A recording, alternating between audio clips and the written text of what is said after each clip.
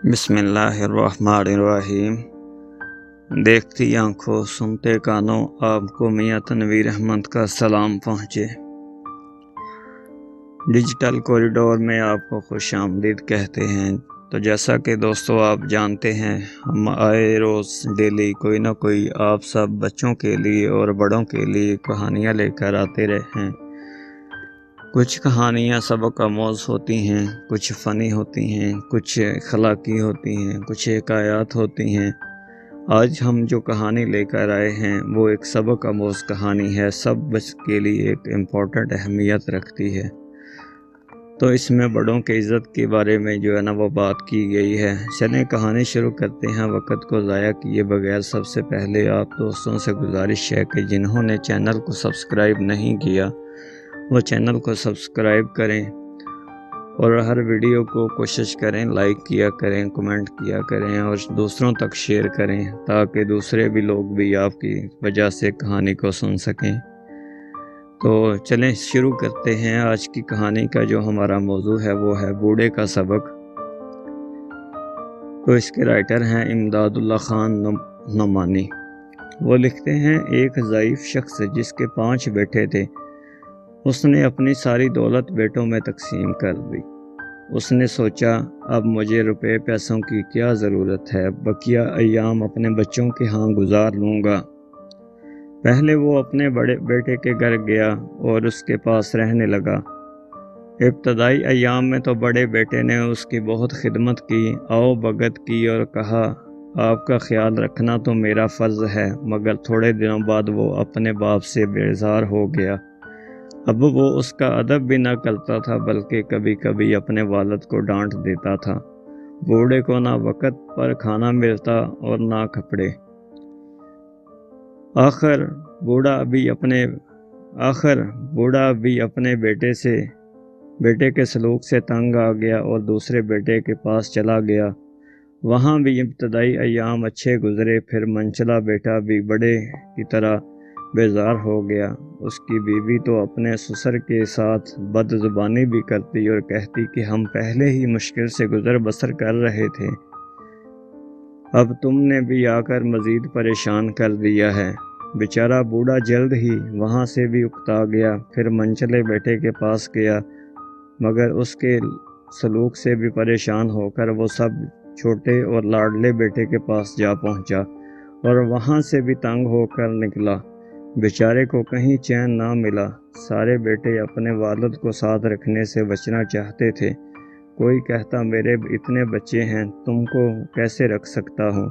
کوئی کہتا ہے میرا گھر چھوٹا ہے، تو کوئی کہتا میں خود بہت غریب ہوں۔ والد 5 بیٹوں کو خوش آمد کرتا تھا۔ اس نے رو کر کہا کہ میں تمہارا باپ ہوں، میرا بڑھاپے اور کمزوری پر ترس کھاؤ، مگر کوئی بھی پرواہ نہ کرتا۔ ایک مرتبہ 5 بیٹے اکٹھے ہوئے اور سب نے مل کر فیصلہ کر لیا والد کو کسی اسکول بھیج دیا جائے۔ وہ روزانہ صبح کو جائیں اور شام کو آئے، تھوڑی روٹی اسے دے دی جائے۔ والد نے سنا تو بڑی عاجزی کے ساتھ بیٹوں سے کہنے لگا مجھے پڑھنا تو آتا نہیں، میں بوڑھا ہوں، میری آنکھیں کمزور ہو گئی ہیں، مجھے اچھی طرح دکھائی بھی نہیں دیتا، اب میں اسکول جا کر کیا کروں گا؟ مجھے کہیں رہنے کو تھوڑی سی جگہ اور ایک ٹکڑا روٹی دے دیا کرو، میں پڑا رہوں گا۔ مگر ظالم بیٹوں نے والد کی ایک نہ سنی اور گاؤں سے دوسرے ایک اسکول میں زبردستی بھیج دیا۔ والد روتا ہوا چلا جا رہا تھا کہ راستے میں ایک ضعیف امیر آدمی کا گھوڑا وہاں سے گزرا تو اس نے گھوڑے سے اتر کر پوچھا کہاں جا رہے ہو؟ اسکول جا رہا ہوں، ضعیف العمر اور مظلوم والد نے جواب دیا۔ میاں اس عمر میں اسکول جاؤ گے تو یہ تمہارے گھر میں آرام سے بیٹھنے کے دن ہیں۔ مظلوم والد نے اپنی پوری کہانی سنائی تو امیر بیٹے نے کہا بڑے میاں، اسکول جانے کا خیال تو بیکار ہے، مگر تم غم نہ کھاؤ، میں تمہاری مدد کروں گا۔ یہ کہہ کر اس نے اپنی جیب سے ایک تھیلی نکالی اور اس میں کوئی چیز بھر دی۔ फिर थैली को एक लकड़ी के संदूक में रख कर संदूक को अच्छी तरह बंद कर दिया। संदूक को देते हुए उसके कान में कुछ कहा। ज़ईफ़ुल उमर संदूक लेकर खुशी खुशी गांव वापस पहुंचा। बेटों ने जो देखा कि वालिद एक संदूक बगल में दबाए चला आ रहा है तो समझ गए इसमें ज़रूर कुछ दौलत है। उन्होंने अपने वालिद से ये न पूछा कि तुम स्कूल क्यों नहीं गए, बल्कि सब खातर तवाज़ो में लग गए। हर एक उसे अपने घर चलने को कहता। फिर उन्होंने वालिद को खूब खाना खिलाया। खाने पीने के बाद बूढ़े ने कहा, मेरे बच्चों, अपनी जवानी में मैंने कुछ दौलत जमा करके जंगल में दफन कर दी थी। मुझे उसका ख्याल भी नहीं रहा। आज जो इधर से गुजरा तो याद आया, ज़मीन खोदी तो संदूक जूं का तूं था। अब ये मेरी ज़िंदगी तक यूं ही बंद रहेगा। मेरे मरने के बाद इसे खोलना, और तुम में से जो मेरी ज़्यादा खिदमत करेगा और बुढ़ापे में आराम देगा, इस दौलत का ज़्यादा हिस्सा उसको ही मिलेगा। ये सुनकर पांचों बेटे आपस में लड़ने लगे कि अब्बा को मैं अपने पास रखूंगा। अब बूढ़ा जिस बेटे के पास भी जाता उसकी खूब आओ भगत होती। सब उससे के खाने और कपड़े का आराम का ख्याल रखते। इस तरह बूढ़े की ज़िंदगी मज़े में गुजरने लगी। बहुत दिनों तक आराम से ज़िंदगी गुजारने के बाद बूढ़ा मर गया। पांचों बेटों ने मिलकर बड़ी शान से उसको दफन किया। शानदार फातिहा कराई, गरीबों को खैरात दी। फिर सारे कामों से फारग होने के बाद संदूक को खोलने लगे। मगर संदूक खोलने से पहले ही पांचों भाइयों में बहस होने लगी। हर एक कहता, मैंने अब्बा की ज़्यादा खिदमत की है, इसलिए बड़ा हिस्सा मुझे मिलना चाहिए। आखिर में ये तय पाया कि सब में बराबर तकसीम कर लेंगे। संदूक को खोला तो उसमें से बड़ी खूबसूरत रेशमी थैली निकली, जिसका मुंह बंद था। उसमें छन छन की आवाज़ आ रही थी। बड़ी बेसब्री से थैली खोली और फर्श पर खाली कर दी, मगर क्या देखते हैं कि इसमें से कांच के छोटे छोटे टुकड़े करके फर्श पर फैल गए।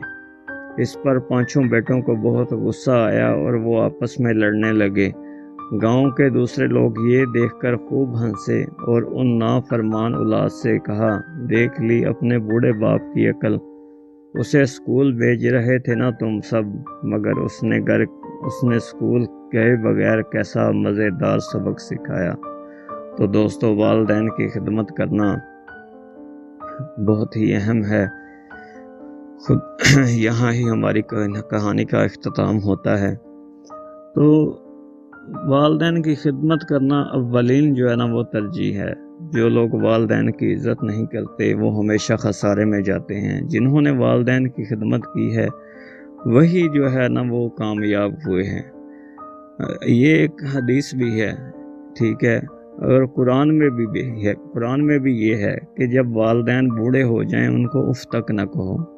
तो हम तो वालिदैन की इज़्ज़त ही नहीं करते।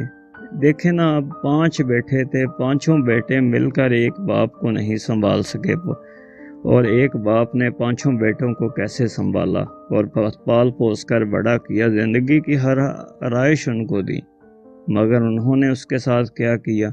हर बेटे ने उसको जलील किया, वक़्त पर खाना ना दिया, तंग आकर स्कूल भेजने का बंदोबस्त कर लिया।